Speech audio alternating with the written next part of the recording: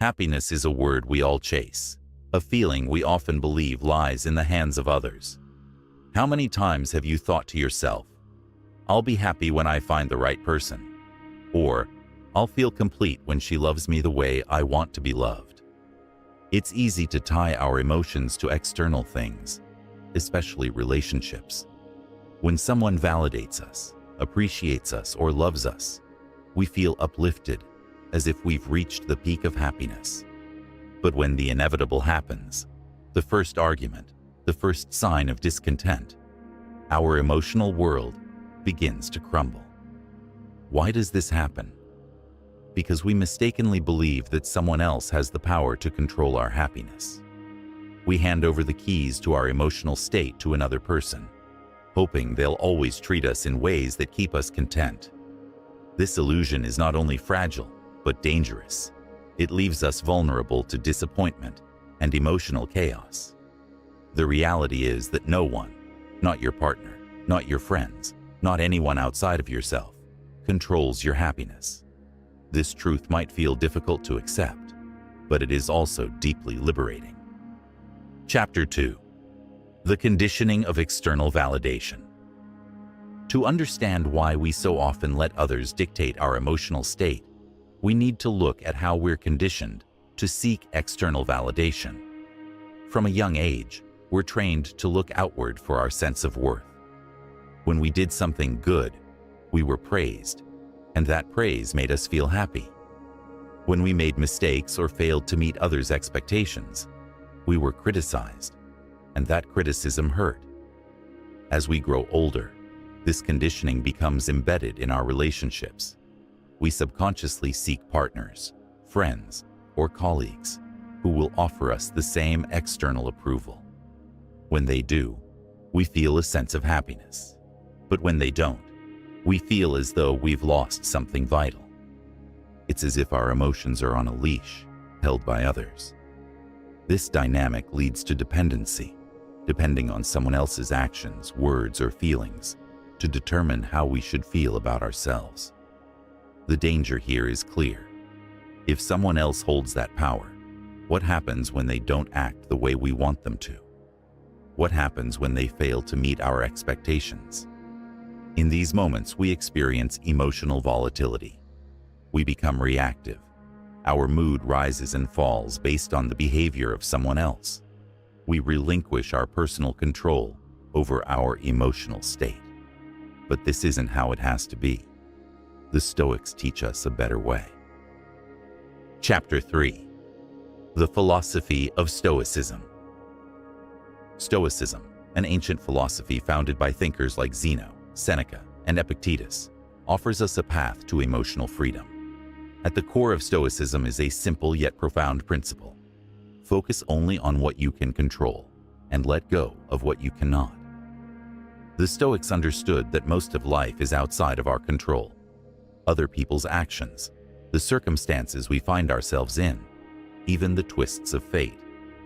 However, what we can always control are our thoughts, our judgments, and our responses to these external events. Imagine a relationship where, instead of being at the mercy of your partner's moods or actions, you maintain an inner equilibrium. Whether she praises you or criticizes you, whether she stays by your side or walks away, your inner peace remains untouched. This is not about emotional detachment in the sense of not caring.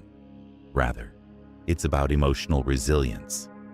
You can still love, deeply and fully, but your happiness is no longer dependent on how someone else treats you. It's cultivated within, and that makes it unshakable. Chapter 4. What you can and cannot control.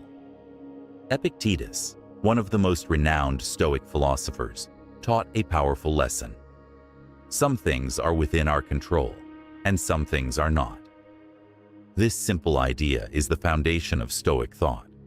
The things you can control include your thoughts, your perceptions, your actions, and your decisions. These are the aspects of your life that you have complete authority over. But then, there's the realm of what you cannot control. Things like other people's opinions, their actions, external events, and even many of the outcomes of your own efforts. Most of life falls into this category. We can influence some things, sure, but control? That's an illusion. Consider this in the context of a relationship. You cannot control how someone feels about you. You cannot control how they act, whether they stay or leave, or even how they react to what you say or do. Yet, we often act as if we can control these things, becoming frustrated when they don't align with our desires. The Stoic solution is to let go of these illusions of control and instead focus on mastering your own mind and emotions. This shift allows you to reclaim your power. No longer are you at the mercy of external circumstances. Instead, you become the captain of your own ship. Chapter 5. The Trap of Expectation. One of the greatest causes of unhappiness in relationships is expectation. We expect others to act in ways that will make us happy. We expect our partners to behave according to our vision of love, loyalty, or care. And when they don't, we feel disappointed, hurt, or even betrayed. But Stoicism teaches that expectation is a form of attachment, a desire for the world and the people in it to behave in ways that align with our preferences. The Stoics knew that the more we cling to expectations, the more we set ourselves up for disappointment. This isn't because others are inherently unreliable, but because the world operates according to its own laws, not our personal desires.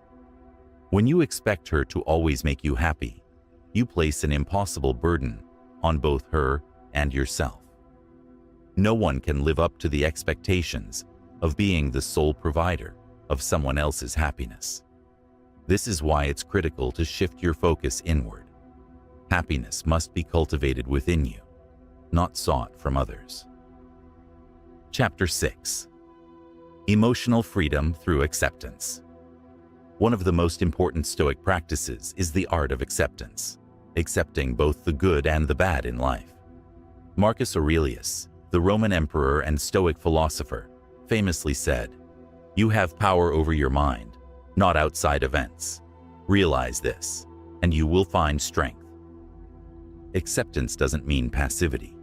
It doesn't mean that you don't care about what happens, or that you never strive for better outcomes. What it does mean is that you stop resisting the natural flow of life. You stop demanding that everything conforms to your desires. This includes your relationships. In relationships, acceptance allows you to love without attaching your happiness to the other person's actions.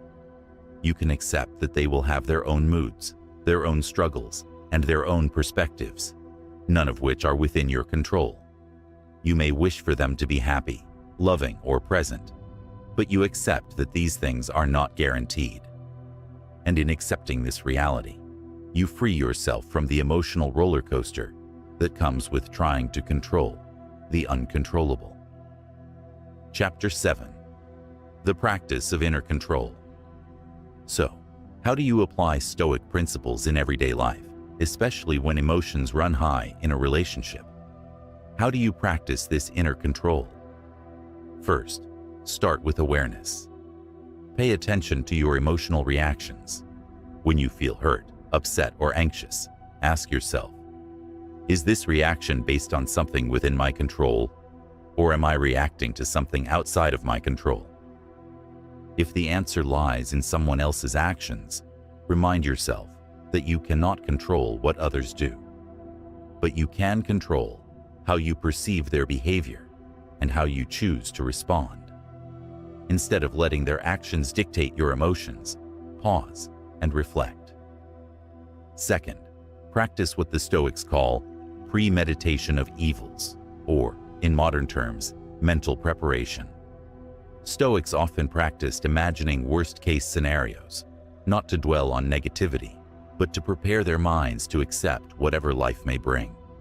If you mentally prepare for challenges in your relationship, such as disagreements, distance, or unmet expectations, you can approach them with greater calm and resilience when they actually occur. Chapter 8. Building Resilience and Letting Go.